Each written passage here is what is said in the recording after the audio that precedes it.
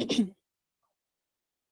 Evening everyone. तो जैसा कि आप सभी को पता है, हम यहाँ ले रहे हैं ऑनलाइन क्लासेस। किस क्लास के लिए? तो वो है 9th क्लास के लिए। किस सब्जेक्ट की? तो वो है मैथ की, जिसमें हमने आपके फाइनल एग्जाम के लिए रिवीजन शुरू कर दिया था। एंड हमने बहुत से चैप्टर्स वैसे यहाँ पे कर, बहुत तो नहीं पर हाँ कुछ एक चैप्टर हमने यहाँ पे कर लिए हैं। और आज आपकी जो है वो 9th क्लास की लास्ट क्लास है अवंती की तरफ से। तो आज की इस लास्ट क्लास में हम पूरी एक्सरसाइज तो नहीं कर पाएंगे, लेकिन हाँ सारे के सारे जो इस एक्सरसाइज में फॉर्मूला यूज हुए हैं वो कैसे बने हैं, कहाँ से बने हैं, उनके बारे में हम अच्छे से जो है वो बिल्कुल डिटेल में सीखेंगे, ताकि आप फॉर्मूलों को याद नहीं बल्कि समझ भी सको। ठीक है। तो उससे पहले एक और चीज मैं आपको बताना चाहती हूँ कि जितने भी हम यहाँ पे फॉर्मूला पढ़ेंगे उनकी जो भी एक्सप्लेनेशन होगी वो सारी हम यहीं से पढ़ेंगे, आपकी एनसीईआरटी की बुक से ही, जो कहाँ दिया गया होता है, जो आपकी प्रश्नावली के ठीक पहले दिया गया होता है। तो इस एडवाइस को नोट कर लीजिए। 10th क्लास में जब भी आप जाएंगे तो आपने क्या करना है, फर्स्ट चैप्टर से ही ये जो थ्योरी होती है ना मैथ में, हम क्या करते हैं, हम भी बचपन में ऐसा करते थे, हम क्या करते थे, बस प्रश्नावली देखेंगे कि इस पूरे पेज को छोड़ दिया, प्रश्नावली देख ली, प्रश्नावली की क्वेश्चन देख लिया और हो गया, है ना। लेकिन ऐसा नहीं करना होता। जो प्रश्नावली के बीच में ये जो कुछ कुछ चीजें आपको लिख के दी गई होती हैं, इनको भी पढ़ना होता है, क्योंकि इसी में आपका पूरे चैप्टर का बेसिक छुपा हुआ होता है। ठीक है। तो चलिए अभी हम सीखते हैं बेलन के बारे में, क्योंकि घन और घनाभ के बारे में हम सीख चुके थे। तो बात करें अगर बेलन की, तो बेलन पहले हम ये जानेंगे कि हमारी जो ये आकृति है वो बनी किससे है। जैसे कि अगर मैं आपको कहूं कि हमारा जो घन होता था वो किससे बनता था, घन बनता था वर्ग से, और जो हमारा घनाभ होता था वो बनता था आयत से। तो घनाभ अगर आयत से बन रहा है और घन अगर वर्ग से बन रहा है, तो हम क्या करते थे, वर्ग और आयत के क्षेत्रफल की मदद से अपने घन और घनाभ का क्षेत्रफल निकालते थे। तो वैसे ही यहां पर देख लेते हैं, तो ये कह रहे हैं कि आपका जो बेलन होता है वो भी एक आयत से ही बनता है। ठीक है। जैसे आपके पास अभी एक नोटबुक होगी, ये कह रहे हैं आयत को लीजिए, आयताकार एक कागज का टुकड़ा लीजिए, उसको ऐसे गोल घुमाइए तो वो बेलन की आकृति ले लेता है। जैसे आप अपनी कॉपी के पेज को फाड़ने की जरूरत नहीं है, उसको ऐसे ही गोल घुमाओ तो आपको दिख जाएगा कि वो एक बेलन बन रहा है। ठीक है। तो यहां से हमने ये कंक्लूड किया, ये निष्कर्ष निकाला कि बेलन को बनने के लिए क्या क्या चीजें चाहिए। एक, उसके लिए चाहिए हमें आयत। ठीक है। जब आपने अपने कागज को फोल्ड किया, कॉपी के कागज को फोल्ड किया, तो आपने देखा होगा कि क्या हो रहा है, बेलन तो बन रहा है लेकिन वो ऊपर से और नीचे से कैसा है, तो बिल्कुल ही खुला है, उसको ढका नहीं गया है। तो हम क्या करेंगे, जब हम बेलन बनता है कोई भी, तो वो हमेशा तो खुला नहीं रहता, उसको ऊपर और नीचे से भी ढकना पड़ेगा। तो आप ये भी देख पा रहे होंगे इस पेज को फोल्ड करके कि ऊपर वाली आकृति भी एक वृत्त बना रही है, नीचे वाली आकृति भी एक वृत्त बन रही है। तो आप क्या करेंगे, बेलन को ऊपर और नीचे से ढकने के लिए वृत्त का इस्तेमाल भी करेंगे। कितने वृत्त आपको चाहिए, तो आपको 2 वृत्त चाहिए। क्यों? क्योंकि ऊपर वाला हिस्सा भी वृत्त के आकार का है, नीचे वाला हिस्सा भी वृत्त के आकार का है। 2 वृत्त जब आप यहाँ पे लगाओगे, तब जाके आपका बेलन जो है वो पूरी तरह से बंद होगा। ये बेलन की पूरी आकृति कुछ इस तरह की बनेगी, लेकिन अगर आप सिर्फ कागज को मोड़ो तो वो उसकी आधी आकृति होगी। ठीक है। और जब हम बात करते हैं किसी भी चीज की आधी आकृति की, जैसे कि मान लीजिए घन में हमने कहा था, अगर घन का ऊपर वाला जो हिस्सा है उसको भूल जाओ, नीचे वाला जो हिस्सा है उसको भूल जाओ, तो हम कैसा वाला क्षेत्रफल निकालते थे, तब हम पार्श्व पृष्ठीय क्षेत्रफल निकालते थे। सेम हम घनाभ के केस में भी ऐसा करते थे। अगर घनाभ की छत को उड़ा दो, उसके फर्श को गायब कर दो, तो पार्श्व पृष्ठीय क्षेत्रफल निकाला जाता था। वो हमारी अधूरी आकृतियां होती हैं, लेकिन जब आकृति को पूरा करना होता है तो उसको सभी जगह से ढकना भी होता है। तो अगर मैं ऊपर वाली इस हिस्से की बात करूं, तो ये अभी अधूरा है, तो इसका अगर मुझे क्षेत्रफल निकालना होगा तो इसका मैं पार्श्व पृष्ठीय क्षेत्रफल निकालूंगी। लेकिन इस प्रश्नावली में आकर के हम पार्श्व का इस्तेमाल नहीं करेंगे, हम इस्तेमाल करेंगे किस शब्द का, तो वक्र पृष्ठीय क्षेत्रफल जो है अब हमारा क्षेत्रफल कहलाया जाएगा। फर्क इनमें कुछ नहीं है। पार्श्व पृष्ठीय क्षेत्रफल का मतलब होता है जब आपके पास सतहें होती है, जैसे कि ये सतह आपके पास होती थी घन में, ऐसे होती थी घनाभ में, कुछ कुछ, है ना। लेकिन यहाँ पर आपके पास सतह नहीं है, वक्र है। वक्र मतलब आपने जो है वो इसको फोल्ड किया है, घुमाया है, तो जहां पे भी घुमाने की बात जाती है वहां पे वक्र बन जाता है। तो बेलन के केस में हम क्या निकालेंगे? सबसे पहले इसके केस में हम निकालेंगे वक्र पृष्ठीय क्षेत्रफल। तो किस किस को यहां तक समझ आ गया? वाई टाइप करेंगे या हैंड रेज कर लीजिए, डाउट है तो पूछ लो, क्योंकि बहुत ही जरूरी है ये सारी चीजें। ठीक है, चलो। तो वक्र पृष्ठीय क्षेत्रफल तब निकाला जाता है जब आपकी आकृति अधूरी होती है। आकृति अधूरी कब होती है? जब उसके ऊपर से भी वो खुली हो और नीचे से भी वो खुली हो। जैसे कि यहां पर हुआ, जब हमने इस आयत के आकार के कागज को मोड़ा, ऊपर से भी उससे आप ऐसे करोगे तो देख पाओगे, आपको दिख जाएगा कि परे क्या है ना। तो मतलब तो वो खुला हुआ है, तो वो वहां पे हम निकालेंगे वक्र पृष्ठीय क्षेत्रफल। अब क्योंकि हमने अभी अभी सीखा कि वक्र पृष्ठीय क्षेत्रफल मतलब कि इतना हिस्सा जो बन रहा है वो आयत की वजह से बन रहा है, तो इसके लिए हमें आयत का क्षेत्रफल पता होना चाहिए। अगर आपको बेलन का वक्र पृष्ठीय क्षेत्रफल निकालना है तो आपको आयत का क्षेत्रफल पता होना चाहिए। तो आयत का जो क्षेत्रफल होता है वो क्या होता है? हम सभी को पता है, आयत का क्षेत्रफल होता है, हमने घनाभ के केस में भी किया था। क्या होता है बताइए फटाफट से। Length into breadth. ठीक है, लेंथ इंटू लंबाई ब्रेड, गुणा चौड़ाई। लंबाई गुणा चौड़ाई। ठीक है, लंबाई गुणा चौड़ाई। लेकिन हम बात कर रहे हैं बेलन के वक्र पृष्ठीय क्षेत्रफल की, जो किसके बराबर होगा? जो आयत के क्षेत्रफल के ही बराबर होगा। पर इसमें कुछ फर्क आ जाएगा। क्या फर्क आएगा? तो चलिए देखते हैं अपनी आकृति को, ताकि आप इसको और अच्छे से समझ पाओ। तो ये आपका एक आयत के आकार का कागज था, आपने क्या किया? आपने इसको मोड़ दिया तो ये बेलन बन गया। हमें पता है हमारे आयत के पास एक होती है चौड़ाई और एक होती है लंबाई। ठीक है, ये जो मैंने लाल रंग से डिनोट किया है ये इसकी चौड़ाई है, चौड़ाई मतलब कि ब्रेड्थ है, और ये जो है ये इसकी लंबाई है यहां से यहां तक। ठीक है, इसको हम कहेंगे लंबाई या फिर लेंथ।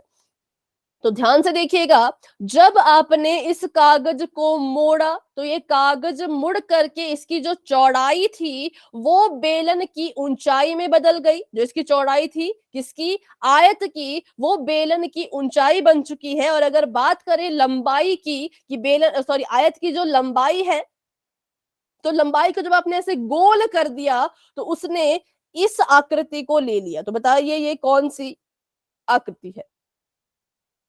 क्या है ये? वृत्त। वृत्त। रेक्ट। ठीक है, लेकिन हमें ये भी पता है कि ये जो हिस्सा है ये यहां से यहां तक पूरा खाली है, इसके अंदर कुछ भी नहीं है। जब किसी आकृति के अंदर की बात की जाती है तो उसका क्षेत्रफल निकाला जाता है, लेकिन जब अंदर की बात नहीं करते, जब हम उसके बाहर की आउटलाइन की बात करते हैं तो उसका क्षेत्रफल नहीं, उसका क्या निकाला जाता है? उसका परिमाप निकाला जाता है। परिमाप मतलब चारों ओर का जो माप है उसे कहा जाता है परिमाप। तो यहाँ पर हमारे इसके साथ भी ऐसा हुआ, इस वृत्त के साथ भी ऐसा ही हुआ। क्या हुआ कि इसके अंदर तो कुछ नहीं है, अंदर से तो ये पूरा खाली है, लेकिन हाँ इस लंबाई ने वृत्त की पूरी जो आउटलाइन थी वो बना दी। वृत्त नहीं बनाया पर वृत्त की आउटलाइन बना दी, बाहर बाहर से बना दिया। तो जब बाहर बाहर की बात होती है तो हम करते हैं परिमाप की बात। वृत्त का क्षेत्रफल सभी को पता होगा, पाई आर स्क्वायर। पर अगर मैं आपसे वृत्त का परिमाप पूछूं तो? 2 पाई आर। बिल्कुल टू सही, पाई आर वेरी गुड।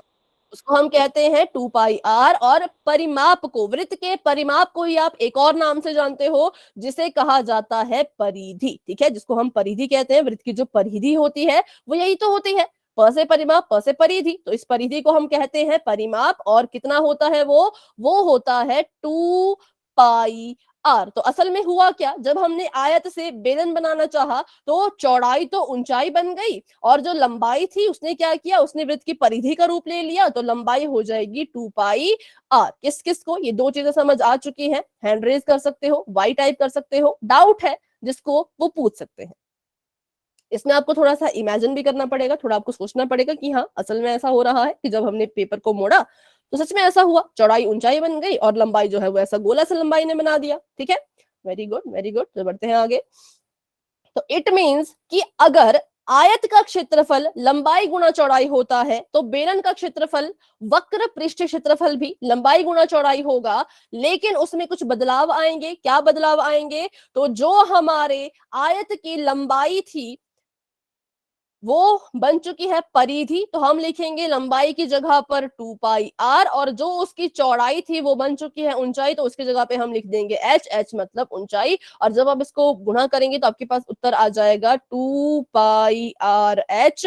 और ये क्या है, तो ये आपके बेलन का वक्र पृष्ठीय क्षेत्रफल है। ठीक है, तो इसको नोट कर लीजिए फटाफट से कि बेलन का जो वक्र पृष्ठ क्षेत्रफल होता है वो होता है 2 पाई आर एच। कैसे बना, कहां से बना, क्यों बना, सब हमने सीख लिया है। ठीक है, तो बढ़ते हैं आगे और अब बात करते हैं बेलन के ही बारे में, लेकिन अब हम देखेंगे इसका कुल पृष्ठीय क्षेत्रफल। तो बना लेते हैं फटाफट से एक बेलन। मान लीजिए एक बेलन है,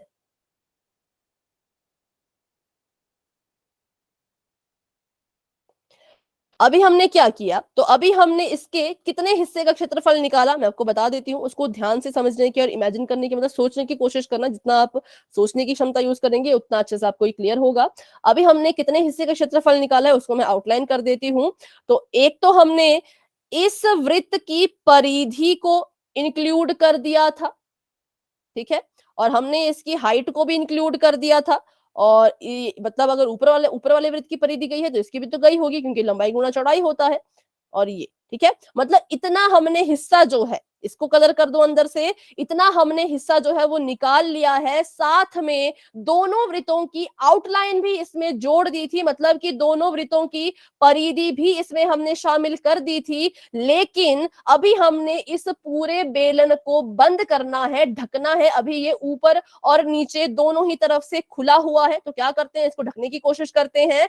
ऊपर वाला जो हिस्सा है वो वृत्त के आकार का है, तो इसको ढकने के लिए भी हमें एक वृत्त की ही मदद लेनी पड़ेगी। तो एक वृत्त आपका ऊपर की तरफ को लग जाएगा, और सेम उसी तरह से एक वृत्त आपका जो है वो नीचे की तरफ को लग जाएगा। तो अभी तक हमने जिस हिस्से का क्षेत्रफल निकाल लिया उसको मैं एक बार फिर से हाईलाइट कर देती हूँ।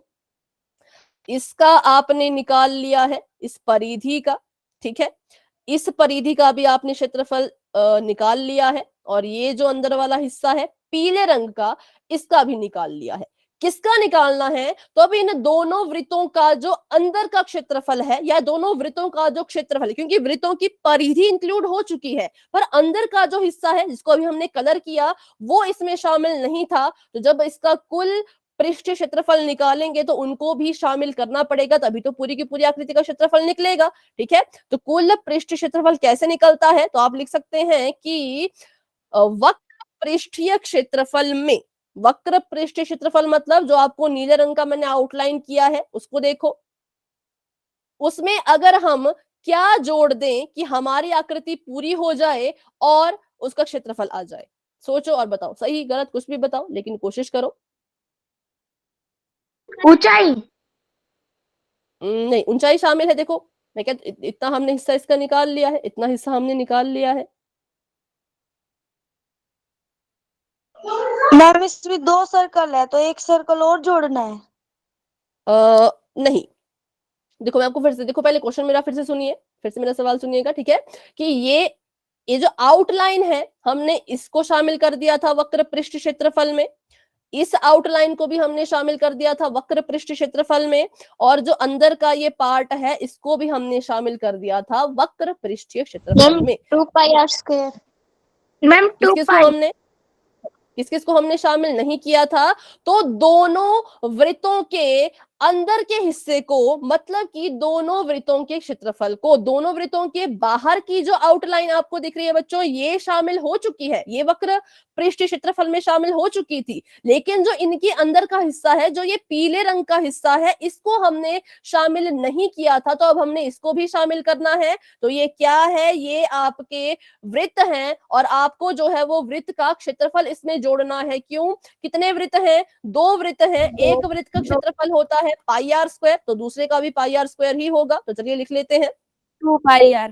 पहले अलग अलग, पहले इनको लिख लेते हैं। ऊपर वाले का आ जाएगा पाई आर स्क्वायर और नीचे वाले का भी आ जाएगा पाई आर स्क्वायर, क्योंकि 2 वृत्त हमने और लगा दिए अपने बेलन में ताकि वो बंद हो जाए। जब तक वो खुला था तब तक उसका क्षेत्रफल था वक्र पृष्ठ क्षेत्रफल, जब उसको बंद करना है, जब टोटल निकालना है, तो 2 वृत्त और जुड़ जाएंगे तो उनका क्षेत्रफल भी जुड़ जाएगा।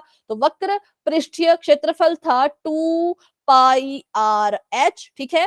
पाई R square plus pi R square है, x में x जोड़ते हो 2x लिखते हैं उसको, तो पाई आर स्क्वायर में एक और पाई आर स्क्वायर जुड़ रहा है तो उसको हम 2 पाई आर स्क्वायर लिख सकते हैं। ठीक है, तो 2 पाई आर एच ऐसे कैसे मैंने लिख दिया, क्योंकि इसका वक्र पृष्ठीय क्षेत्रफल है, और 2 पाई आर स्क्वायर को और अगर मैं खोल के लिखूं तो ये बन जाएगा ऐसा। ठीक है, आर का स्क्वायर हो रहा है, मतलब आर को आर से ही गुणा करना है। अब हम ले लेते हैं इसमें कॉमन, तो क्या क्या चीजें इसमें कॉमन आ जाएंगी, एक तो 2 कॉमन आ जाएगा, पाई कॉमन आ जाएगा, आर आर और अंदर क्या रह जाएगा, एच प्लस में आर। ठीक है, और आर। ठीक है। अब कुछ बच्चे इसमें भी कंफ्यूज हो जाते हैं कि हमने तो यहाँ पे आर प्लस एच लिखा था, कभी कभी ऐसा होता है ना, तो अगर आप यहाँ पे ऐसे लिखो 2 pi are are plus H तो भी बच्चों सही है, क्योंकि हमें पता है जब किन्हीं दो संख्याओं को जोड़ा जाता है तो आगे पीछे लिख सकते हैं। 3 जमा 5 लिखो, 5 जमा 3 लिखो, उत्तर तो 8 ही आएगा। तो एच में आर जोड़ो, आर में एच जोड़ो, बात तो एक है, उत्तर तो सेम ही आएगा। तो इसलिए आप इसको ऐसे भी लिखोगे तो भी सही होगा, ऐसे लिखोगे तो भी सही होगा। ये कैसे बना, ये तो हमने सीख लिया। ये वाली चीज कैसे बनी, तो बहुत आसान है। ये वाली चीज तब बनेगी अगर आप 2 पाई आर स्क्वायर को पहले लिखते हो और इसको बाद में लिखते हो, तब पहले आर आ जाएगा और बाद में एच आ जाएगा। ठीक है, तो फर्क इसमें कुछ नहीं है, दोनों ही फॉर्मूले जो है वो बिल्कुल ठीक है। तो ये था हमारा बेलन के बारे में कुल पृष्ठीय क्षेत्रफल और इसी का वक्र पृष्ठीय क्षेत्रफल। तो क्या होता है, आपको कब ये फॉर्मूले यूज करने हैं, जब आपको पूरे का पूरा बेलन इस्तेमाल करने के लिए कहा जाएगा, तब आप इसका कुल पृष्ठीय क्षेत्रफल निकालेंगे। जैसे कि मान लीजिए आपको कहा कि आपने एक पानी की टंकी बनानी है। अब सभी को पता है पानी की टंकी जो होती है वो ऊपर से भी बंद होती है, नीचे से भी बंद होती है और बेलन के आकार की होती है। तो आप क्या करेंगे, कुल पृष्ठीय क्षेत्रफल उसमें लगा देंगे। लेकिन मान लीजिए आपको ऐसा कहा कि हमने क्या करना है, हमने एक बांसुरी बनानी है, बांसुरी भी, और बांसुरी कैसी, बांसुरी नहीं कुछ और ले लेते हैं, बांसुरी में बहुत छेद होते हैं, फिर उसका क्षेत्रफल कम हो जाएगा। एक पाइप बनानी है, पाइप भी तो बेलन के आकार की होती है, लेकिन वो आगे से और पीछे से खुली होती है। अगर आप सिर्फ इतनी सी पाइप लो, है ना, उसको भी आप बंद मत करो, खुली पाइप लो तो आगे पीछे से खुली रहेगी और बीच में जो है वो उसका बस ऐसा वाला हिस्सा आपको नजर आएगा, इतना। ठीक है, ऐसा, और ऊपर से भी खुली और नीचे से भी खुली, तब आप इसका वक्र पृष्ठीय क्षेत्रफल निकालेंगे। ठीक है, तो ये दो तरह के सवाल आपको आ सकते हैं। तीसरी तरह का सवाल ये आ सकता है कि पाइप ही बनानी है इस बार भी, लेकिन ऊपर से खुला रखो, अंदर से नीचे से बंद करो, तो फिर क्या करेंगे आप, सोचो और बताओ। मैम उसमें पाई मैम कर्व सरफेस एरिया में पाई आर स्क्वायर प्लस कर दें।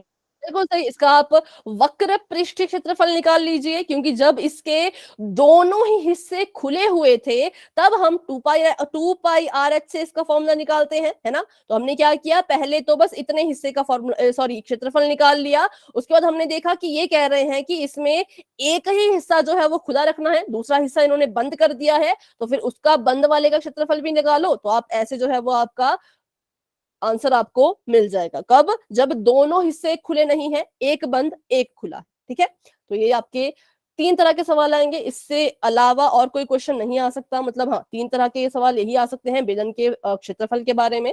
बाकी वो आ सकता है कि आपको जो है वो त्रिज्या नहीं दी गई होगी, आर का मतलब यहाँ पे त्रिज्या है, आपको त्रिज्या के बदले जो है वो डायमीटर दिया होगा, आपको व्यास दिया होगा, व्यास की मदद से त्रिज्या आपको खुद निकालनी पड़ेगी। ऐसे ऐसे क्वेश्चन हो सकते हैं थोड़े बहुत, लेकिन टाइप जो होंगे वो 3 ही टाइप के वैसे होते हैं। ठीक है, तो भी हम बात कर लेते हैं साथ ही में इसके आयतन की। देखो, जैसे हमने पृष्ठीय क्षेत्रफल के लिए एक्सप्लेनेशन की है, वैसे ही आयतन के लिए कोई एक्सप्लेनेशन नहीं होती। आयतन जो है वो, इसके लिए कोई ऐसा फिक्स पैटर्न नहीं है। सरफेस एरिया के लिए या पृष्ठीय क्षेत्रफल के लिए पैटर्न है कि जिस जिस आकृति से आपकी 3D या फिर ये 3 आकृतियां बन रही हैं, उनकी मदद से आप क्षेत्रफल निकाल सकते हो। लेकिन आयतन के लिए ऐसा कोई फिक्स रूल नहीं है। आयतन के लिए आपको जो है वो अलग अलग चीजें ही सोच के इनको याद रखना पड़ेगा। जैसे कि बेलन की बात करें तो बेलन का आयतन निकालने के लिए ये कहते हैं कि बेलन का जो आधार है उस आधार के क्षेत्रफल में, ठीक है, बेलन के आधार के क्षेत्रफल में उसकी ऊंचाई की गुणा कर दीजिए तो आपको बेलन का आयतन मिल जाएगा। बेलन के केस में ये ऐसा कहते हैं कि आधार का जो क्षेत्रफल है, आधार हमारे पास वृत्त के आकार का है, वृत्त का क्षेत्रफल होता है पाई आर स्क्वायर, ऊंचाई इसकी है एच, तो पाई आर स्क्वायर में एच की गुणा कर लो, पाई आर स्क्वायर एच आ जाएगा आपके बेलन का आयतन। लेकिन बात करें घन और घनाभ की, तो घन और घनाभ में ये कहते थे कि आधार और ऊंचाई की गुणा करने की जरूरत नहीं है, जितने भी इनके पास डायमेंशन है, जितने भी इनके पास आयाम है, घनाभ के पास होता था लंबाई चौड़ाई ऊंचाई, तो घन और घनाभ के केस में ये कहते हैं कि उनकी लंबाई चौड़ाई ऊंचाई को गुणा कर दो, आयतन आ जाएगा। बेलन के केस में कह रहे हैं कि इसके आधार का क्षेत्रफल और ऊंचाई को गुणा करो तो आयतन आ जाएगा। ठीक है, तो आयतन के बारे में बाद में हम फिर से बात करेंगे, अभी के लिए आप लिख लीजिए कि बेलन का जो आयतन होता है वो होता है pi R square H, pi R की घात 2 और साथ में एच। ध्यान रखना, जब भी आपके फॉर्मूले में स्क्वायर लगेगा, जैसे कि यहां लगा है, यहां लगा है, लेकिन कर्व्ड सरफेस एरिया या वक्र पृष्ठीय क्षेत्रफल में स्क्वायर नहीं लगा है, जहां पे स्क्वायर लगा होता है वहां पे अपनी त्रिज्या का स्क्वायर करना भी चाहिए। ठीक है, उसको करना है, उसको भूलना मत। जैसे कि यहाँ पे आपको आर दिया गया होगा तो आर का वर्ग करना, अगर आपको आर 10 दिया है तो आप लिखेंगे पाई गुणा 10 गुणा 10 गुणा हाइट। ठीक है, रेडियस को हमेशा 2 बार लिखना है, कब? जब भी उसका स्क्वायर करने के लिए कहा जाता होगा। ठीक है, तो ये था बेलन के बारे में। अब बढ़ते हैं अपनी अगली आकृति की तरफ, जो कि हमारे पास है शंकु, आई थिंक, हाँ शंकु। ठीक है, उसके बारे में अब सीख लेते हैं कि शंकु का जो क्षेत्रफल है या आयतन है वो कैसे कैसे निकाला जाता है, क्या क्या इसमें हमने देखना है।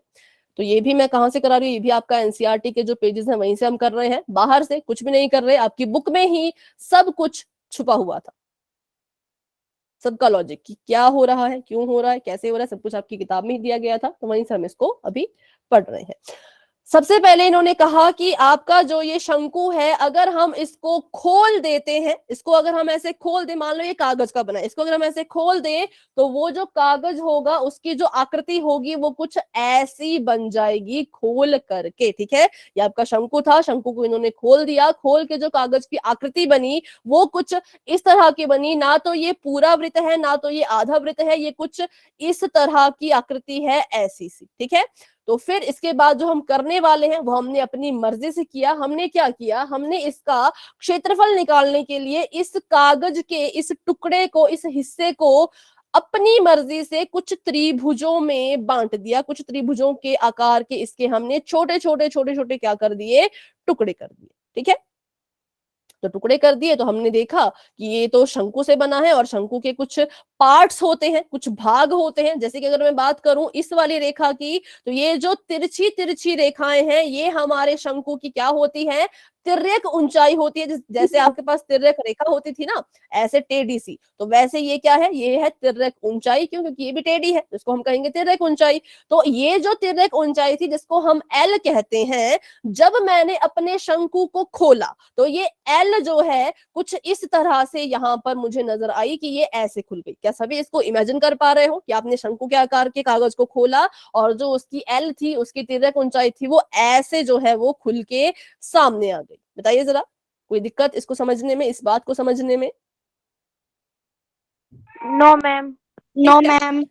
एल आ गया। अब हम देख पा रहे हैं कि अगर ये एल है, इस यहां से लेकर के यहां तक की दूरी अगर एल है, इसको अगर मैं वृत्त का केंद्र मान लूं, केंद्र से वृत्त की परिधि की दूरी अगर एल है, तो जितनी भी ऐसी दूरियां मुझे नजर आएंगी उन सभी को हम क्या मानेंगे? त्रिज्या। हाँ, त्रिज्या मानेंगे। लेकिन अगर मैं बोलूं कि यहां से यहां तक ये एल है तो बाकी सभी भी क्या कहलाई जाएंगी? एल। एल। ठीक है, तो यहां से हमने दो चीजें अभी के लिए सीखी कि अगर हमने अपनी इस शंकु को बनाना है तो हमें क्या करना पड़ेगा, त्रिभुज की मदद लेनी पड़ेगी। क्यों? क्योंकि हम इसको त्रिभुज में बांट रहे हैं, त्रिभुज के कारण जो हम इसके टुकड़े कर रहे हैं, त्रिभुज के आकार में इसके टुकड़े कर रहे हैं, तो हमें पता होना चाहिए कि त्रिभुज का क्षेत्रफल क्या होता है। तो त्रिभुज का क्षेत्रफल होता है 1/2 गुणा में आधार गुणा में ऊंचाई। ऊंचाई। ठीक, आधार गुणा ऊंचाई। लेकिन हमें तो शंकु का क्षेत्रफल निकालना है, तो शंकु का क्षेत्रफल निकालने के लिए हम क्या करेंगे, जितने भी त्रिभुज मुझे यहाँ पे बनते हुए नजर आ रहे हैं उन सभी के क्षेत्रफल को अगर हम जोड़ दें तो शंकु का कौन सा वाला क्षेत्रफल निकलेगा, कुल पृष्ठ क्षेत्रफल या वक्र पृष्ठीय क्षेत्रफल? वर्ग पृष्ठीय क्षेत्र। वक्र, बिल्कुल सही, क्योंकि जब हमने कागज को खोला और जो मोड़ा जो भी किया हम देख पा रहे हैं कि ऊपर से ये शंकु खुला हुआ है, इसका जो टॉप है वो बंद नहीं है, वो ओपन है, वो खुला हुआ है। जब भी आपका टॉप खुला रहता है, बॉटम नीचे वाला भी खुला रहता है, तो उसको हम उस तरफ उसमें हम जो है वो वक्र पृष्ठीय क्षेत्रफल की बात करते हैं, कुल की बात नहीं करते। ठीक है, तो लिख दिया हमने यहाँ पे वक्र पृष्ठीय क्षेत्रफल किसका, तो वो हम लिख देंगे अब शंकु का। कैसे निकालेंगे, अभी मैंने बताया कि अगर हम सभी त्रिभुजों के किसको जोड़ दें, क्षेत्रफल को जोड़ दें, तो हमारे पास शंकु का वक्र पृष्ठ क्षेत्रफल आ जाएगा। तो मैंने पहले त्रिभुज का क्षेत्रफल लिखना चाहा, उसमें जो है वो 1/2 का 1/2 ही रहेगा। आधार को हम लिखेंगे B1, क्योंकि पहले त्रिभुज का आधार है, और ऊंचाई मैंने कहा कि अगर ये यहां से यहां तक L है तो सभी के सभी ऊंचाइयां ही रहेंगी, सभी को हम L ही लिखेंगे। सॉरी, तो ये आ गया पहले त्रिभुज का क्षेत्रफल। अब यहाँ पे तो बहुत सारे त्रिभुज है तो सभी का लिखना पड़ेगा, तो वहां पे भी क्या होगा, 1/2 गुणा में B2, क्योंकि आधार बराबर नहीं है। मैं क्यों कह रही हूँ कि आधार बराबर नहीं है, क्योंकि देखो आप देख पा रहे हो कुछ त्रिभुज छोटे हैं कुछ त्रिभुज बड़े हैं, तो आधार तो इनके बराबर नहीं होंगे। ऊंचाई सभी की बराबर होगी क्योंकि वो L है, लेकिन आधार बराबर नहीं होंगे, ऐसा हमें ना तो दिख रहा ना तो दिया है। तो तीसरे त्रिभुज का क्षेत्रफल निकाल लीजिए, 1/2 गुणा में B3 गुणा में L एंड सो ऑन। अगर मैं यहां से कुछ कॉमन लेना चाहूं तो क्या क्या चीजें मेरे पास कॉमन आ जाएंगी? 1/2 और L। 1/2 और L। ठीक है, क्या क्या बच जाएगा? B1 B2 B3। और इनके बीच में साइन कौन सा है? मल्टीप्लाई। प्लस प्लस का, देखो ये वाला, ठीक है, ये वाला, कि पहले पद से इसको कॉमन ले लिया तो पहले पद का B1 बचा और बीच में प्लस का साइन है, फिर B2 plus B3 and so on. ठीक है, जहां तक त्रिभुज है वहां तक ऐसा ही चलता जाएगा। अब देखते हैं, 1/2 तो 1/2 होता है, L L है। अब ये B1 B2 B3 जमा होकर के क्या कर रहे हैं, अब इसको एक बार पता कर लेते हैं। ठीक है, तो हमने देखा कि इन सभी त्रिभुजों के पास अपने अपने आधार हैं और सभी के आधार एकदम अलग अलग हैं, लेकिन इन सभी आधारों को देखो, ये B1 है, ये B2 है, ये B3 है, ये B4, ये B5 B6 B7 आधार, ठीक है, B8 B9 B10, ऐसे करके 10 आधार है। जब हमने इसको अभी खोला था, अगर मैं इसको वापस से ऐसे मोड़ के फोल्ड कर दूं तो ये सभी आधार मिल करके एक आकृति बनाएंगे, वो होगी ये वाली। आप सभी इसको इमेजिन कर पा रहे होंगे अच्छे से कि जब आपने शंकु को ऐसे घुमा के बंद कर दिया तो जितने भी आधार थे, जो इसकी बाहर की आउटलाइन है, वो कुछ ऐसी बन गई है। और ये कौन सी आकृति है? सर्कल वृत्त है, सर्कल है, लेकिन क्योंकि ये भी यहां से खुला हुआ है तो हम कहेंगे कि ये भी वृत्त का क्या है, क्षेत्रफल तो नहीं निकलेगा। यहां पर भी, यहां पे भी वृत्त का क्या बन गया, आउटलाइन। आउटलाइन को क्या बोलते हैं? परिमाप। परिमाप कह लो या फिर परिधि कह लो। ठीक है, तो मतलब जितने भी बेस थे, जितने भी आधार थे, वो सभी जुड़ करके वृत्त की परिधि बना लेंगे और हम कहेंगे कि इन सभी को जोड़ करके 2πr हमें मिल जाएगा। ठीक है, तो यहाँ पर हम लिख सकते हैं 1/2 का 1/2 और L का L, लेकिन जितने भी हमारे आधार हैं उन सभी को जब हमने जोड़ दिया तो उन सभी ने जुड़ करके एक आकृति बनाई। उस आकृति की इन्होंने आउटलाइन बनाई, वो वृत्त की आकृति थी, और वृत्त की आकृति की जो आउटलाइन होती है ऐसी, उसको हम कहते हैं परिधि। और परिधि का जो फॉर्मूला होता है वो होता है 2πr। तो ये पूरी की पूरी जो टर्म है ये आपकी 2πr बन जाएगी। ठीक है, अब इसको सॉल्व करते हैं। 1/2 है, 2 से 2 कट गया, हमारे पास बच गया L गुणा πr। इसको अगर हम थोड़ा सा रीअरेंज करके लिखें तो हमारे पास आ जाएगा वक्र पृष्ठीय क्षेत्रफल किसका, अपने शंकु का, कितना आ जाएगा, तो वो आ जाएगा पाई आर एल, और यही आपके शंकु का वक्र पृष्ठ क्षेत्रफल होता भी है। ठीक है, तो हमने अब इसको याद करने की जरूरत नहीं पड़ी, कभी भी शंकु आएगा आप ऐसा आपका शंकु होता है, उसको जब आप खोलोगे तो आपका जो है वो पेपर ऐसा बन जाएगा, यहां से इसको त्रिभुज में बांट देना और देख लेना कि क्या क्या बन रहा है। ठीक है, तो ऐसा आप इसको जो है वो खुद से भी इसका फॉर्मूला आप बना सकते हैं, जो कि होता है पाई आर एल। कैसा? वक्र पृष्ठ क्षेत्रफल। क्यों? क्योंकि हमारा शंकु ऊपर से बिल्कुल खुला है। अब बात कर लेते हैं शंकु के ही कुल पृष्ठीय क्षेत्रफल की। तो यहां पर भी वही सेम लॉजिक आएगा जो बेलन के केस में आया था कि देखते हैं, चलो पहले इसको बना लेते हैं फटाफट से, तभी आपको ज्यादा अच्छे से क्लियर हो पाएगा। ये मान लीजिए मैंने एक शंकु बना दिया,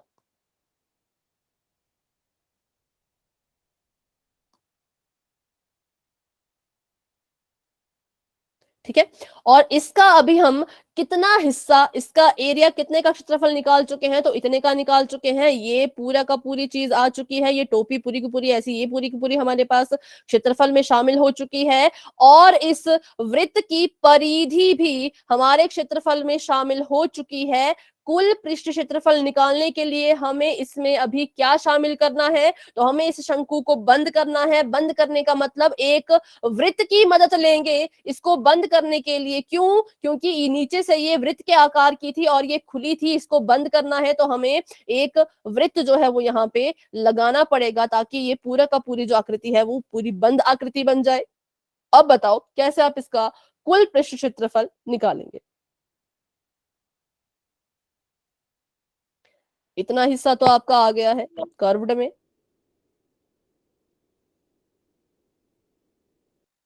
हाँ, कोई कुछ कह रहे थे अभी? Ma'am pi R square. ठीक है, पाई आर स्क्वायर होगा, लेकिन हमें किसमें पाई आर स्क्वायर जोड़ना होगा? Curved surface area. ठीक है, कर्व सरफेस एरिया कह लो, वक्र पृष्ठ क्षेत्रफल कह लो। अगर हम इसके वक्र पृष्ठ क्षेत्रफल में एक वृत्त का क्षेत्रफल जोड़ दें, देखो हम क्यों वृत्त का क्षेत्रफल बार बार जोड़ रहे हैं, क्योंकि जब हमने कर्व्ड सरफेस एरिया निकाला तो हमने देखो कितने का निकाला था, इसका, इसका और सिर्फ इसका, बाहर वाले का।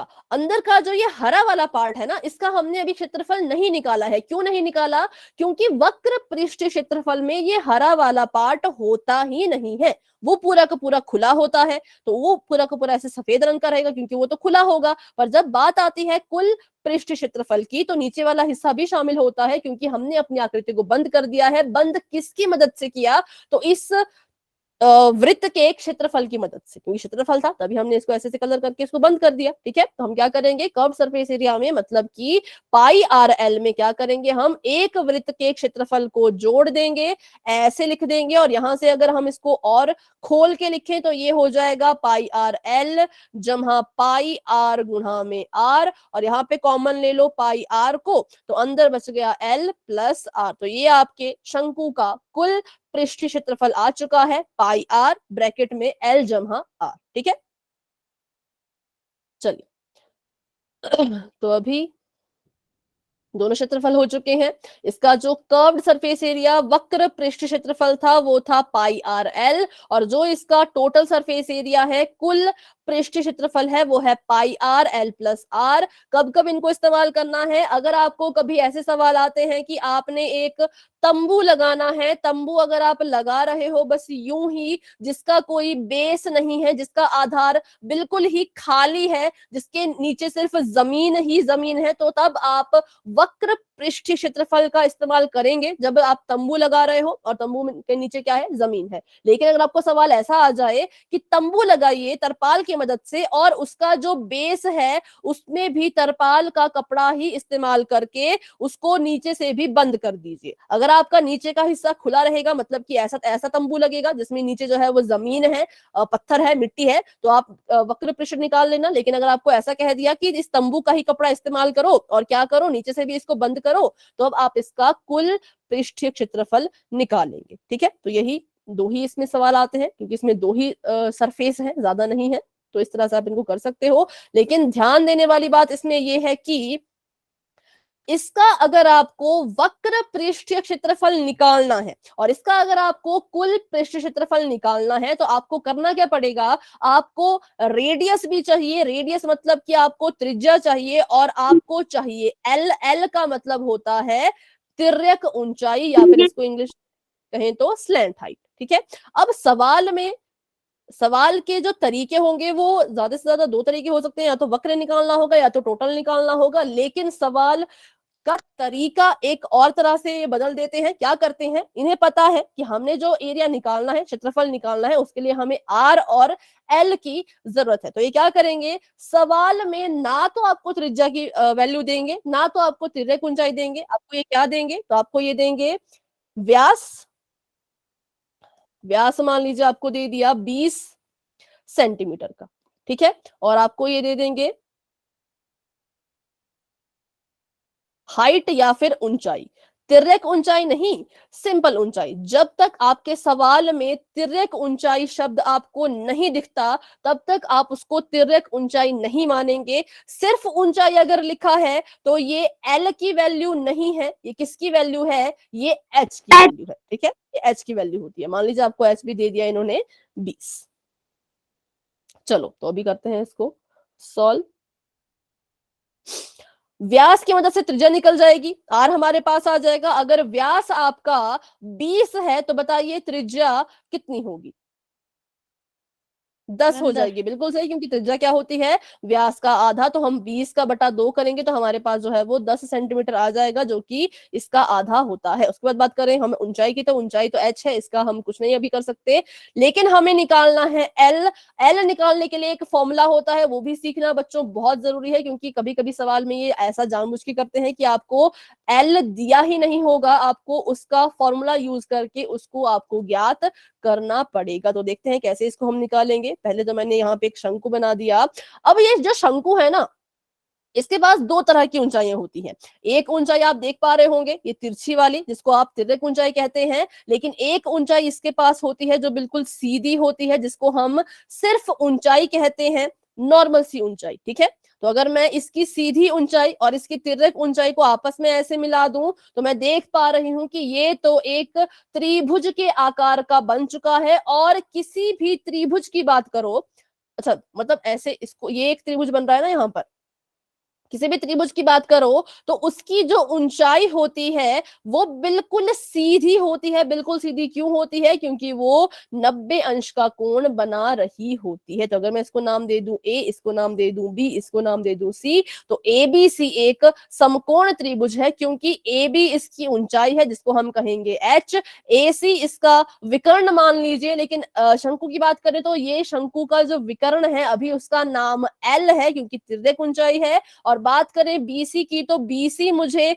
दिख रहा है इस वृत्त के अंदर है। इस वृत्त के केंद्र से लेकर के अगर इस वृत्त की परिधि तक कोई चीज जाती है तो वो उसकी त्रिज्या कहलाती है। तो इसको मैं नाम दे दूंगी आर। ठीक है, इसको हम नाम दे देंगे आर। तो इसका जो विकर्ण है वो एल है, इसका जो आपका लंबवत रेखा है वो एच है, और जो ये नीचे बीसी है ये आर है।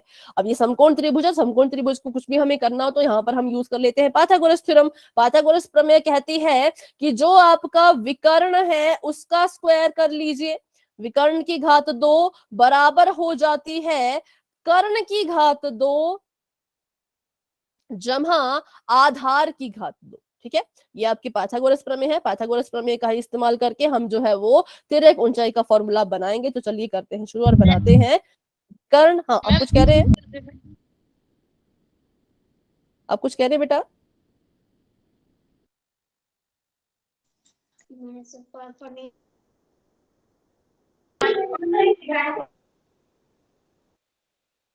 अगर आप कुछ कह रहे हैं तो मुझे आपकी आवाज क्लियर नहीं आई। मैम कर्ण का स्क्वायर बराबर आधार का स्क्वायर जमा लंब का स्क्वायर होता है। अच्छा, इसका मतलब यहाँ पे कर्ण, ठीक है, मैंने विकर्ण लिखा था। ठीक है, चलो कर्ण, कर्ण मतलब हाइपोटेन्यूज। ठीक है, इंग्लिश में मुझे अच्छे से याद है ये। कर्ण का स्क्वायर बराबर है लंब का स्क्वायर। हाँ, लंब मतलब जमा में लिख सकते हैं ना, कुछ भी लिख लो। लंब लिख लो पहले, आधार बाद में लिख लो। लंब का स्क्वायर जमा आधार का स्क्वायर। हम क्या करेंगे, इसको ऐसे यहाँ पे लिख लेंगे और इसका भी ऊपर स्क्वायर कर लेंगे। तो ये आपके लिए एक फॉर्मूला बनकर तैयार हो गया। लेकिन इसमें हमने अभी वैल्यूज को पुट करना है। कर्ण का मतलब होता है हाइपोटेन्यूज, हाइपोटेन्यूज मतलब जो सबसे लंबी रेखा होती है जो कि एल है, तो ये आ जाएगा एल की घात में 2 बराबर है लंब मतलब ये सीधी रेखा एच, तो ये हो गया आपके पास एच का स्क्वायर, और आधार मतलब ये जो कि हमने किसके बराबर समझा है, ये हमने त्रिज्या के बराबर इसको माना है, तो ये हो जाएगा आर का स्क्वायर। ठीक है, आर स्क्वायर। तो अब हमने देखा कि ये हमारे पास एक समीकरण समीकरण बन गया, लेकिन हमें एल स्क्वायर की वैल्यू तो नहीं चाहिए, एल स्क्वायर का फॉर्मूला तो नहीं चाहिए, हमें तो सिर्फ एल चाहिए। तो सिर्फ एल को यहाँ पे अगर अकेला छोड़ना है, एल का इस तरफ वर्ग हो रहा है, अगर मैं एल को अकेला छोड़ना चाहूं तो मतलब मुझे इस वर्ग को बराबर है कि उस पार भेजना पड़ेगा। तो वर्ग जब बराबर है कि उस पार जाएगा तो क्या बन जाएगा, बताइए वर्ग का उल्टा क्या होता है? Under under root. वर्गमूल कह लो, अंडर रूट कह लो, है ना, स्क्वायर रूट कह लो, तो क्या हो जाएगा, अगर यहाँ पर एल का वर्ग हो रहा है तो बराबर है कि उस पार जाकर के इसका हो जाएगा वर्गमूल, और ये आपके एल का फॉर्मूला जो है वो आपको मिल चुका है। अब यहाँ पर आप सिर्फ एल का ही नहीं, आर का भी फॉर्मूला निकाल सकते हो। कभी कभी क्या होगा, ऐसा आपको दिया जाएगा कि आपको एल भी दे रखा है, एल आपको दे रखा है 10, आपको जो है वो एच भी दे रखा है, ऐसा आपको दे रखा है 20, लेकिन आपको रेडियस नहीं दी है, त्रिज्या नहीं दी है, साथ में व्यास भी नहीं दिया है। तो आप क्या करोगे, तब आप इस फॉर्मूले का इस्तेमाल करके आर के लिए सूत्र बनाओगे। तो आर के लिए क्या सूत्र बन जाएगा, आर अकेला रह जाएगा और यहां पर चला जाएगा L square minus H square, और ऊपर से लग जाएगा अंडर रूट। तो ऐसा कुछ आपका ये बन जाएगा। ठीक है तो आप ऐसे कोशिश कर करके सभी का यहाँ से फॉर्मूला जो है वो बना सकते हो। तो चलिए, अभी हमने एल के बारे में भी सीख लिया है, एल का फॉर्मूला भी सीख लिया, तो इसको निकालना भी सीख लेते हैं। यहाँ पे आपको दिया है कि ऊंचाई जो है वो 20 है, त्रिज्या जो है वो 10 है, तो एल बराबर है एच का स्क्वायर मतलब कि ऊंचाई का स्क्वायर मतलब कि 20 का स्क्वायर, जमा का निशान, आर का स्क्वायर मतलब कि 10 का स्क्वायर, और करते हैं इसको सॉल्व। तो एल बराबर कितना आ जाएगा, एल बराबर है 2 दूनी 4, ये आ जाएगा आपका 400, और 10 से आ जाएगा 100, तो एल बराबर है आ जाएगा आपका वर्गमूल 500। लेकिन कभी भी आपका एल बच्चों वर्गमूल के अंदर नहीं रहना चाहिए, आपको इसके वर्गमूल को सॉल्व करना पड़ेगा। अभी के लिए 500 जो है वो किसी का वर्गमूल नहीं होता, लेकिन हाँ कोई और संख्या आती है, कुछ भी आता है, तो आपको उसका वर्गमूल ज्ञात करना ही होगा। इसको आपको इस संख्या को वर्गमूल से बाहर निकालना ही होगा। एल की वैल्यू साधारण उसमें लेके आओ, चाहे दशमलव में लेके आओ, चाहे भिन्न में लेके आओ, पर वर्गमूल से बाहर निकालो। ठीक है, उसको आप निकाल के फिर अपने क्वेश्चन में पुट करोगे तो आपको आपका आंसर जो है वो आसानी से मिल जाएगा। तो ये था शंकु के बारे में, जो हमें बेसिक बेसिक पता होना चाहिए कि क्या क्या कैसे कैसे तरह के क्वेश्चन आ सकते हैं। अब बढ़ते हैं आगे और बात करते हैं अगली आकृति की, जिसका नाम है गोला। ठीक है, तो गोले को समझाने के लिए इन्होंने यहाँ पे एक एक्सपेरिमेंट, एक प्रयोग का इस्तेमाल किया है। देख लेते हैं उस प्रयोग के बारे में। देखो, कभी भी गोले को किसी भी वृत्त से कंपेयर मत करना। वृत्त अलग है, गोला अलग है। गोला आपके बॉल की तरह होता है, ग्लोब की तरह होता है। कभी अगर आप वृत्त बनाओ, ऐसे वृत्त बनाओ, इसको कैंची से काटो, आपके पास बस एक कागज का पतला सा टुकड़ा आएगा, लेकिन जो आपकी बॉल है वो कितनी गोल होती है, बिल्कुल ऐसे गोलाई में होती है। ठीक है, इसलिए आपने जो है वो इससे आप समझ जाओगे कि वृत्त और गोले में कितना बड़ा अंतर है। वृत्त कभी भी गोला नहीं होता, गोला कभी भी वृत्त नहीं होता। ठीक है, अब एक्सपेरिमेंट क्या है वो देख लेते हैं। प्रयोग क्या है, इन्होंने क्या किया, एक डोरी ली और डोरी की मदद से जो है वो एक गोला तैयार किया, ऐसे ऐसे ऐसे ऐसे ऐसे। फिर इस डोरी को खींच लिया और इस डोरी की मदद से कुछ वृत्त तैयार किए, तो देखा कि डोरी की मदद से बराबर बराबर त्रिज्या वाले 4 वृत्त बन पाए, और उसके बाद डोरी हो गई बिल्कुल ही खत्म। अब इससे 4 ही वृत्त क्यों बने, ज्यादा क्यों नहीं बने, उसके लिए अभी कोई ऐसा लॉजिक नहीं है, लेकिन हाँ हम इतना हमने यहाँ पे निष्कर्ष निकाल लिया कि आपका जो एक गोला बना हुआ होता है वो 4 वृत्तों से मिलकर के बना हुआ होता है। ठीक है, जैसे आपका जो घन होता है वो 6 वर्गों से बनता है, घनाभ होता है वो 6 आयत से बनता है, वैसे ही इस प्रयोग से हमने ये निष्कर्ष निकाला कि जो एक गोला होता है वो 4 वृत्तों से बनता है। अब अगर एक वृत्त का जो क्षेत्रफल है वो पाई आर स्क्वायर है, तो गोले का कुल पृष्ठीय क्षेत्रफल कितना होगा?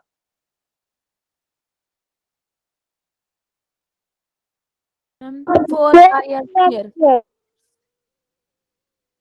सिंपल है, क्यों होगा? क्योंकि हमारा गोला बन रहा है 4 वृत्तों से। अगर एक वृत्त का क्षेत्रफल पाई आर स्क्वायर है तो 4 वृत्तों का क्षेत्रफल हो जाएगा 4 पाई आर स्क्वायर, और यही तो गोले का कुल पृष्ठ क्षेत्रफल होगा, क्योंकि गोले के सारे पृष्ठ वृत्त ही तो है और कुछ भी नहीं है उसके पास, तो इसलिए पाई आर 4 पाई आर स्क्वायर। अब बात करते हैं गोले की, तो गोले में सिर्फ कुल पृष्ठ क्षेत्रफल ही होता है, पार्श्व या कह लो या वक्र कह लो, वैसा पृष्ठ क्षेत्रफल नहीं होता। क्योंकि अगर आप घन के केस में देखो, घनाभ के केस में देखो, कब आप इसका पार्श्व पृष्ठीय क्षेत्रफल निकालेंगे? जब आप इसके ऊपर और नीचे वाले हिस्से को इग्नोर करोगे। कब आप बेलन का वक्र पृष्ठ क्षेत्रफल निकालोगे? जब आप इसके ऊपर वाले और नीचे वाले हिस्से को इग्नोर करोगे। कब आप शंकु का वक्र पृष्ठ क्षेत्रफल निकालोगे? जब आप इसके नीचे वाले हिस्से को इग्नोर करोगे। अब ये गोला है, इस गोले में इग्नोर करने के लिए कोई हिस्सा ही नहीं बचा, किसको इग्नोर करें? जब कोई चीज यहाँ पे इग्नोर हो ही नहीं सकती तो इसका हम वक्र पृष्ठीय क्षेत्रफल कैसे निकाल सकते हैं? तो इसलिए इसका वक्र पृष्ठ क्षेत्रफल नहीं होता। ठीक है, ऐसे आप इसको याद रख सकते हो। पर इसका कुछ और होता है। क्या होता है कि इसको हम बीच से जब काट देते हैं तो नई आकृति बन जाती है, जिसे हम नाम दे देते हैं अर्धगोला। इसके नाम में ही इसका मतलब छुपा है। अर्धगोला मतलब कि गोले का आधा। ठीक है, दिखने में भी कुछ ऐसा ही होगा, गोले का आधा होगा। अब आप मुझे बताइए, अगर आपका जो गोला है वो 4 वृत्तों से बन रहा है तो अर्धगोला कितने वृत्तों से मिलकर के बनेगा? Ma'am 2 pi R square. नहीं, सिर्फ वृत्तों की बात अगर मैं पूछूं तो आपने कहा 2। ठीक है, 2 वृत्तों से आपका जो है वो अर्धगोला बनेगा। ठीक है, तो मैंने यहाँ पे ऐसे बना दिया। लेकिन हमने देखा कि जो हरे वाला हिस्सा है सिर्फ वही 2 वृत्तों से मिलके बन रहा है। अब नीचे वाला हिस्सा सफेद रंग का है, पर ऐसा तो नहीं होता है। हमने बहुत बार देखा है कि अगर कोई हिस्सा सफेद रंग का हमने पाया तो इट मींस वो यहाँ से खुला है। खुला नहीं होना चाहिए। अर्धगोले को अगर आपने पूरा कंप्लीट करना है, अच्छे से इसको आपने कंप्लीट करके बनाना है, तो आपको एक और वृत्त की मदद लगेगी इसको यहां से बंद करने के लिए। अब बताइए कितने वृत्तों से मिलकर के अर्धगोला बन पाया? 3 पाई आर स्क्वायर। ठीक है, 3 वृत्तों से। ठीक है, 3 वृत्तों से हमारा अर्धगोला बन गया। तो अगर अर्धगोला 3 वृत्तों से बन रहा है, 2 यहां पर और 1 यहां पर, तो इसका जो कुल पृष्ठीय क्षेत्रफल होगा वो भी कितना हो जाएगा? 3 पाई आर स्क्वायर, क्योंकि इसको बनाने के लिए 3 वृत्त जो है वो लग रहे हैं। ठीक, तो हम लिखेंगे इसको यहाँ पे 3 पाई आर स्क्वायर। ठीक है, अब मैं बात करूं अगर गोले के अर्धगोले के ही बारे में, और इसका अगर मैं आपसे वक्र पृष्ठ क्षेत्रफल पूछूं तो अब आपको पता है कि हमारे पास एक वृत्त है जिसको हम इग्नोर कर सकते हैं, वो है नीचे वाला। अगर हम ऐसे अपना गोला बनाएं और इस वाले वृत्त को इग्नोर कर दें, सिर्फ इतने ही हिस्से को देखें, तो ये इसका वक्र पृष्ठ क्षेत्रफल जो है वो माना जाएगा। तो यहां से यहां तक हमें पता है कि अर्धगोला जो है वो 2 ही वृत्तों से मिलकर बनता है। तीसरे वृत्त को हमने हटा दिया, जिससे हम इसको बंद कर रहे थे, उस वाले वृत्त को तो हमने यहां से हटा दिया है। तो इट मींस गोले का वक्र बताओ, सोचो और बताओ। 2 pi R square. 2 pi R square, बिल्कुल ठीक है, 2 पाई आर स्क्वायर। कुल निकालना हो अर्धगोले का तो 3 पाई आर स्क्वायर कर लेना। वक्र पृष्ठ क्षेत्रफल निकालना हो गोले का तो 2 पाई आर स्क्वायर कर देना। ठीक है, तो ये हमने अभी सभी आकृतियों के क्या पढ़ लिए हैं? क्षेत्रफल पढ़ लिए हैं। अब बात कर लेते हैं थोड़े से इनके आयतन की। आयतन हम बेलन तक तो पढ़ लिया, लेकिन अर्धगोले का पढ़ लेते हैं, गोले का पढ़ लेते हैं और शंकु का पढ़ लेते हैं। फिर आपका एक छोटा सा टेस्ट भी यहाँ पे हो जाएगा इन सभी के सभी फॉर्मूलों का। ठीक है, तो क्लास में बने रहिएगा, टेस्ट भी आपका होना है अभी। आयतन निकाल लेते हैं पहले गोले का। ठीक है, आयतन मैंने लिख दिया यहाँ पे गोला और इसके नीचे अर्धगोला। इसके लिए बच्चों कोई भी लॉजिक नहीं है, कोई भी ट्रिक सॉरी शॉर्टकट नहीं है, ट्रिक है। ट्रिक आप अगर समझ जाओगे तो आपको काफी हद तक आसानी रहेगी इन फॉर्मूलाज को याद करने के लिए। ठीक है, तो पहले मैं इनके सभी के फॉर्मूला लिख लेती हूँ। ये तीनों ही जो है वो आयतन है। गोले का आयतन होता है 4/3 पाई आर क्यूब। अर्धगोले का आयतन होता है 2/3 पाई आर क्यूब।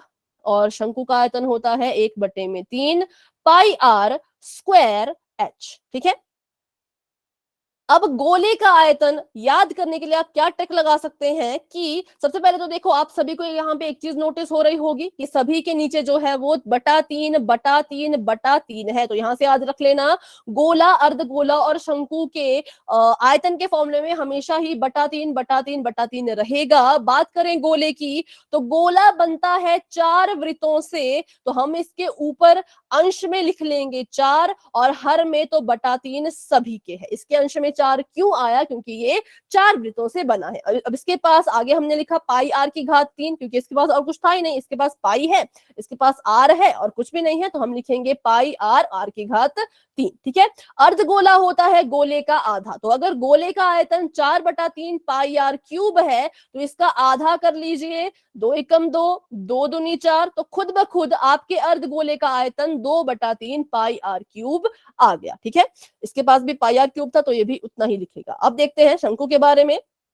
शंकु में सिर्फ एक ही वृत्त यूज होता है, तो इसके अंश में हमने लिख दिया 1/3 सभी के है, तो इसके भी रहेगा। इसके पास 3 चीजें थी, एक पाई, एक आर और एक एच, तो इसने यहाँ पे लिख दिया पाई आर स्क्वायर एच। इनके पास कुछ नहीं था तो इनको आर को ही जो है वो 3 की पावर देनी पड़ी, लेकिन शंकु के पास आर स्क्वायर था और एच था तो इसने लिख दिया पाई आर स्क्वायर एच। तो ये छोटी सी बस यहाँ पे ट्रिक है और कुछ नहीं है। इसको याद करने का छोटा सा ये तरीका मेरी तरफ से, मतलब जो मुझे ठीक लगा वो था। अभी चलिए थोड़ा सा इसको हम टेस्ट ले लेते हैं ताकि पता लग सके कि आपको जो है वो अभी कितने अच्छे से ये समझ आए। ठीक है, कितने अच्छे से आप इनको कर पाओगे। ठीक है, तो पहले इसको मिटा देते हैं फटाफट से।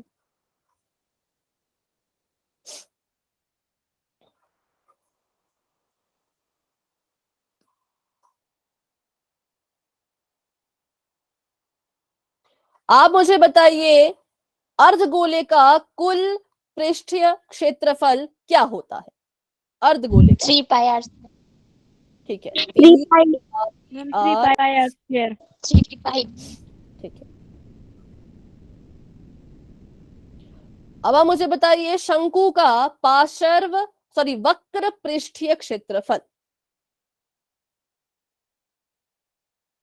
पाई आर है। पाई आर एल, बिल्कुल ठीक, पाई आर एल।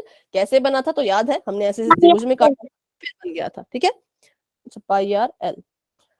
अब आप मुझे बताएंगे घन का कुल पृष्ठीय क्षेत्रफल। 6a square. 2 P H plus L. 6a² कह सकते हो, 6 इंटू भुजा का स्क्वायर कह सकते हो। ठीक है, 6 गुणा भुजा का स्क्वायर। घनाभ का पार्श्व पृष्ठीय क्षेत्रफल।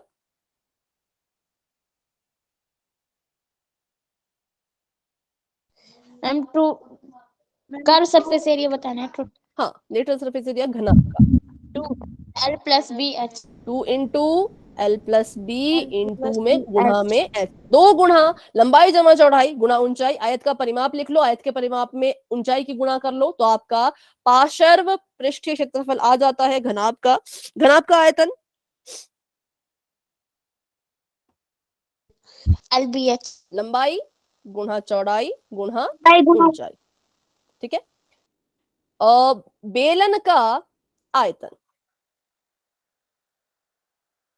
बेलन का आयतन, पाई आर। ठीक है, पाई आर स्क्वायर एच। गोले का कुल पृष्ठीय क्षेत्रफल। 4 पाई आर स्क्वायर। ठीक है। और अर्धगोले का आयतन, मैम 2 पाई आर। नहीं, अर्धगोले का आयतन, 2 आयतन upon volume 3 pi R. 2/3 pi R cube. Cube. ठीक है, क्यूब। शंकु का कुल पृष्ठीय क्षेत्रफल। Pi R L plus pi R square. ठीक है, pi R L plus pi R square भी लिख सकते हैं, और अगर कॉमन ले ले तो पाई आर एल प्लस आर। ठीक है, वो भी सही था, वैसे भी आप इसको लिख सकते हो। चलो शंकु का आयतन भी बता ही दो। 1/3 पाई आर स्क्वायर है। बिल्कुल सही, 1/3 पाई आर स्क्वायर एच। अब बात कर लेते हैं पीछे। पार्श्व वक्र पृष्ठीय क्षेत्रफल अर्धगोले का। 2 pi R square. 2 pi R square. 2 pi R. और गोले का आयतन 2/3 pi R cube. 2/3 4/3 pi. Pi R cube. कुल पृष्ठीय क्षेत्रफल बेलन का pi R 2 pi R bracket में r plus h। 2 pi R plus H. और इसी का अगर मैं वक्र पूछ लूं तो वक्र पृष्ठीय क्षेत्रफल 2 pi R h। 2 pi R H. ठीक है। 2 पाई आर घनाभ का कुल पृष्ठीय क्षेत्रफल 2 ब्रैकेट में l प्लस b h में L B plus B H plus H L. ठीक है, ठीक है। तो अभी यहाँ पे अच्छा इसका रह गया है आयतन घन का lbh घन का एक क्यूब। एलबीएच एक लिख सकते हो, और उसकी एल और बी अगर एस क्या होती है, भुजा ही तो होती है, तो इसको आप भुजा की घात 3 भी लिख सकते हो। घन का पार्श्व पृष्ठीय क्षेत्रफल 4 स्क्वायर 4 गुना भुजा का स्क्वायर। घन हो गया, घनाभ हो गया, बेलन हो गया, गोला हो गया, अर्धगोला हो गया, शंकु हो गया। शंकु की तिर्यक ऊंचाई स्लैंट हाइट का formula l square is equal to r square plus h square. और अगर एल अकेले का निकालना हो तो एल स्क्वायर नहीं, l अंडर रूट कर देंगे। स्क्वायर रूट कर देंगे या फिर अंडर रूट कर देंगे। ठीक है, ऐसे। तो चलिए, ये था हमारा आज की क्लास को लेकर के। आज की क्लास को लेकर के कोई डाउट है तो आप क्लास में रह सकते हैं, मुझसे पूछ सकते हैं। कोई डाउट नहीं है तो आप क्लास को लेफ्ट कर सकते हैं। Good night and bye bye. ऐसा भी नहीं कह सकते कि मिलते हैं अगली क्लास में, क्योंकि अगली क्लास में पता नहीं मिलेंगे या नहीं। लेकिन हाँ, अपना ध्यान रखिएगा, टेक केयर, एंड सभी बच्चों को बेस्ट ऑफ लक। अच्छे से अपने सभी एग्जाम कीजिएगा। Good night and bye bye.